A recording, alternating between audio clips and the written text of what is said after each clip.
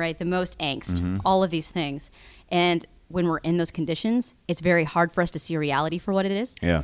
When we're in those conditions, it's hard to make a new expectation of ourselves. Yeah. And here's the thing, people are terrible about expectations of themselves to begin with, right? Yeah. Let alone even just admitting it. Like, that's a hard thing for people. I know it's been a hard thing for me to do sometimes. Yeah. And if you're making an expectation, a lot of times it's because it's what you think is correct based off of these stories that we put together from the world around us. So just like we said earlier, social media, movies, stories, family interactions, right? All of these things. And so we're notoriously bad about setting expectations for ourselves. So I've had people say to me, hey, this is wrong. I'm still unhappy, and my reality meets my expectation perfectly. And then I'll counter with that, hey. Like, not so much. Yeah, why do you have this expectation in place? And they can't give me a good reason, or the reason that they give me is that, like, well, if I had it to do again, or if I had unlimited resources, or if, right? All of these ifs. And it's like, well, then their expectation isn't met, right? Yeah. And so, I used this example with you earlier, but if you have this, sweet car that you spend all your money on, but what you really would rather do is, spend it on a recording studio, but everybody thinks that that's a frivolous expenditure, compared to something else. Then all of a sudden, you're making your expenditures based off of somebody else's expectation, right? Not your own. Yeah. And so your reality actually isn't lined up with your expectation at all. Yeah.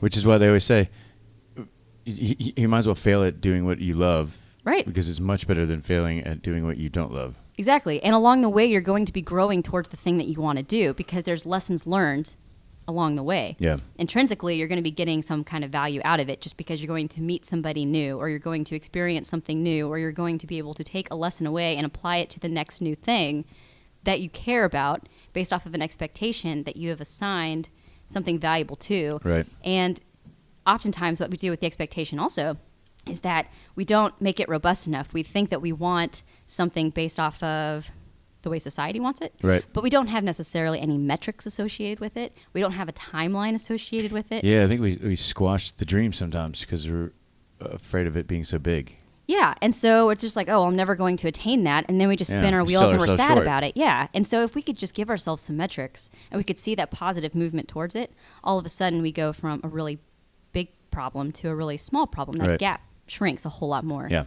Yeah. So, and I told you this earlier, but that's Tony Robbins. I swear it's like the top 10 rules, I think, of life. But I think number 3 is see the situation for what it is, not for what you think it is or what everybody else thinks it is, and just like deal with it, like almost separate the emotion from it so that you can just handle the situation. Yeah, absolutely. And you're talking about reality on that piece of it. And I could tell you that whenever I got hurt, right, and then all of a sudden I only had use of one arm, and I had a 5-month-old child that I could no longer hold or cuddle or care for or clothe easily, right? Like it was all this one-armed activity. So I really relied heavily on my husband to make all of those things happen.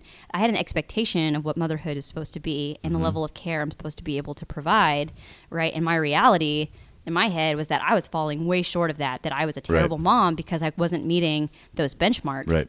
Which then gets your confidence, and that's the worst. Right, and it just starts to, really slide. You really very quickly start to, your reality and expectation, that's a very quick change, right? And it's a pretty big change. So, for me, that was really detrimental. I had a lot of really negative feelings. It takes a minute to bounce back. Right. And the only way that I was able to do that was surrounding myself with positive people. The tribe that I had around me was really supportive, and most importantly, my husband, who I was leaning on anyway, never made me feel like I was falling short in some way. He was always very, very supportive. But still, like in all of that, even with all of that influence around you, how long did it take you before it actually kind of started to sink in for a second and you really started to turn around? I still struggle with it. Still took a minute, yeah? Yeah, I would say that the gap is much smaller now, right? Because my reality has been shifted so that you were just saying, with Robbins there, that he said, make sure that you see it for what it is, right? Not how you feel, more or less. And that's so how I felt was pretty crappy. But I had people around me that were like, hey, this isn't the situation at all. You're still doing great as a mom. You're committed to taking care of them, to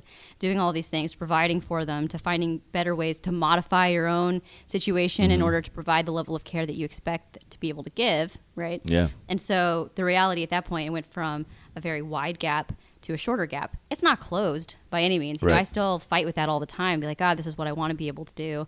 And then I can't. And then I'm down about it.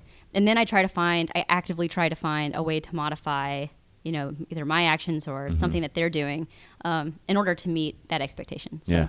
Yeah, it gives me something to look forward to. So how much do you think that applies to the training and stuff that you've had? Like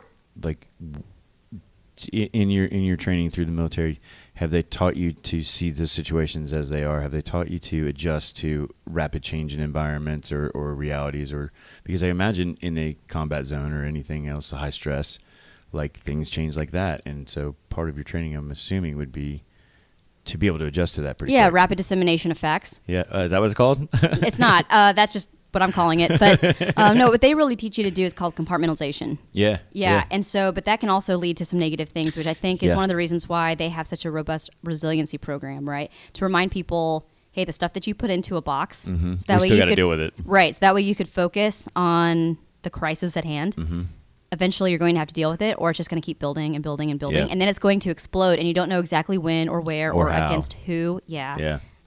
So no, they recognize that it's a problem. I wouldn't say that they have specifically given me like this insight. I'd say this Right. insight is one that I've had to find through trial and error on my own, through my own kind of resiliency Just mechanisms. deal with your baggage, right? Yeah, exactly. And being willing to face the things that you have compartmentalized in an environment that is not when you're in the middle of a crisis. Yeah, exactly. Yeah. Yeah. So you have to be able to circle back on it, because it's easy when you put it away to just say, okay, that's done. But it's not. You're just not dealing with it. Right. And so and then it does. And the worst one, which has happened to me, and that's why I speak from experience, but the worst is you compartmentalize it, you forget about it, or you don't even think about it because it's just dealt with what you think is, and then it becomes self-sabotage. Absolutely. Yeah. Yeah. And so that has been like the thing for me, and I've watched it happen to other people. And even though I know it happens to me, like I watch it happen to other people, and it still happens to me. Yep. It's a killer. Yeah, and it's tough to do, and it's a lot easier if you have the right people around you. So if you don't have the right people around find you, them. yeah, and MotoDoll is definitely here to help. So make sure that you are either messaging us, booking us, give us a call, check out our Facebook page, look at Insta, everything at the MotoDoll, and we look forward to seeing how we can help you. That's it. Thanks. Sweet. Perfect.